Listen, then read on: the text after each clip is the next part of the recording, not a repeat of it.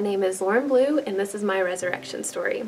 I grew up in Michigan with my mom and dad, my three sisters, Sarah, Emily, and Anna. We lived in a really small town. We went to church every Sunday, every Wednesday, very involved. All my family members were very involved in church and had a really happy childhood. I do remember when I came to Christ. I was 5 years old on my parents' bed, and I was asking my mom how to let Jesus in my heart. So she prayed with me. I was just hearing things at church and hearing my mom and dad talk about God and Jesus and their relationship, and so it made me want to have that relationship too. So I was a pretty shy kid growing up. A big part of my walk with God, and this is a little plug for youth camp, but growing up in Michigan, there's a little bit different than growing up in Michigan and then the Bible Belt. To say you were a Christian in Michigan was a big deal. Not many people in my school was a Christian, and so when you said you were, it meant something, and so it kind of put a spotlight on you too. And so I didn't have a whole lot of kids at school, maybe just a handful that I could really relate to in that way. And so youth camp every summer was a big deal. I got to network and have fun and learn more about God through like a week-long church camp.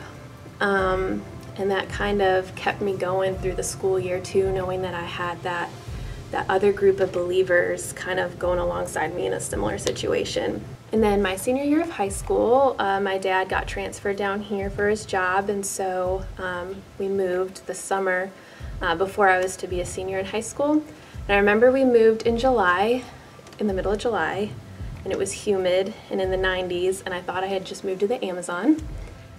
I didn't recognize the bugs. There was these things called ticks, which I thought were spiders that you could not rub off, so they terrified me. The pastor called us on our phone, and we were making fun of his accent, his southern accent, because it was just outrageous to us. And then we moved here, and everybody talked that way.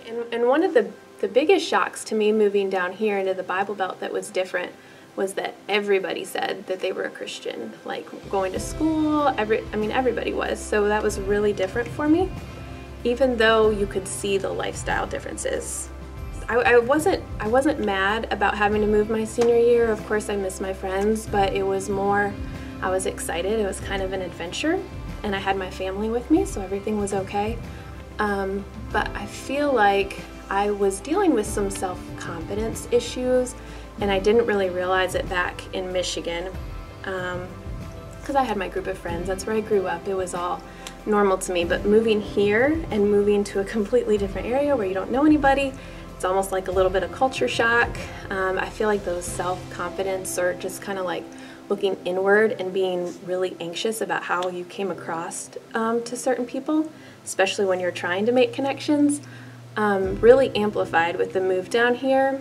And I think it made me turn more inward and kind of seeing things from a selfish view, and made me really angry. And so a lot of times I was in my head, and kind of like before I would say anything, I would say it over and over and like, okay, how would this come across to people? And so that was really hard to deal with, and I dealt with it, all through my senior year, and then I had a whole new environment to go to. I went to Trevecca, and so a lot of that anger kind of stayed with me a little bit. I got married my junior year to JT Blue, and I had one more year to finish out. I graduated with a degree in psychology, and so kind of the next step was to do something with counseling. The counseling program really helped me deal with a lot of those emotions, that kind of self-confidence and just being comfortable in your skin, really. And it helped my marriage a lot too. Early on, marriage is hard. And so a lot of that anger went away. And we ended up moving back to Waverly after I finished my counseling degree and started raising our family. And I feel like, as things got busier and we started raising our family, and also kind of being in that Bible Belt mentality a little bit, I feel like we kind of were lulled into a sense of comfort where we started becoming stagnant and not a lot of growth. And kind of that separateness that we're called to live differently kind of started becoming more blurred. Just that stuff that goes in is going to come out somehow. So what you allow in is going to come out, and what was coming out was not what it should be, not Christ-like, which is really the goal. And once that happens, you can kind of notice little bits and pieces of the world kind of making their way into. And so you don't realize, not that you're doing, necessarily bad things or you're living a good life, but is that the life that was meant for you? Is that the life that God intended for you? We took a step back and we really wanted to evaluate, okay, what are we putting in? What are the shows that we're watching? Who are the people that we're closely hanging around with? What's the music we listen to? Because really what we want to do is we want Christ to show in everything. And so when I talked about kind of my confidence issues back then, before I'd say anything, I always thought, okay, how would Lauren look if I said it this way or this way? But instead capturing every thought and before saying it, and how would Christ respond to this? Not how would Lauren, how would Christ respond to this? I feel like the love of God has really been my structure for being a mom, because definitely I can understand that unconditional love now. I mean, your kids could be acting terrible, but at the end of the day, you still love them. But I feel like before I respond to them in the way that Lauren wants to respond, that I want to respond, I stop and pause and I think these are just human beings with little bodies who don't understand everything yet, and I feel like that's how God almost kind of looks at us too. And so I really just slow down and try, before responding to anything, I really try to think, okay, how would God really respond to me in that scenario too? Like, he wouldn't start screaming at me. I also learned from moving to this church how important the church community, the church family is. Up north we went to church, but it didn't feel like the connection that I felt here. I had a good youth group up there with a couple core kids that I got along with really well. I sensed authenticity here. There was people that would greet me every morning, and the hugs were weird. I mean, up north, you don't really hug.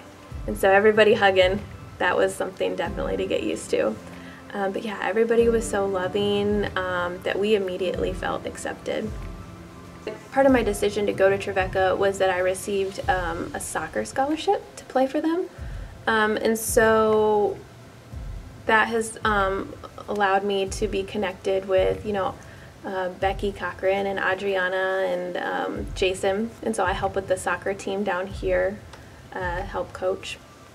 And so helping with the high school team is a ministry for me because it helps me connect, with the girls and the boys, depending on the season, and just have another, role model in their life. And maybe they don't have a lot of consistency at home, or maybe they have a great home, but they're just having another person in their life that they can go to, or just have an example that's there for them to listen. I volunteer some time to do some counseling through the church, and for those with relationships or individual marriages, premarital. Life with God today is just, it's not being comfortable, it's always growing. So if I ever feel like I'm starting to get comfortable again, then I know, okay, wait, we need to change some things here. We need to start growing. I'm Lauren. I have been crucified with Christ, and I no longer live, but Christ lives in me.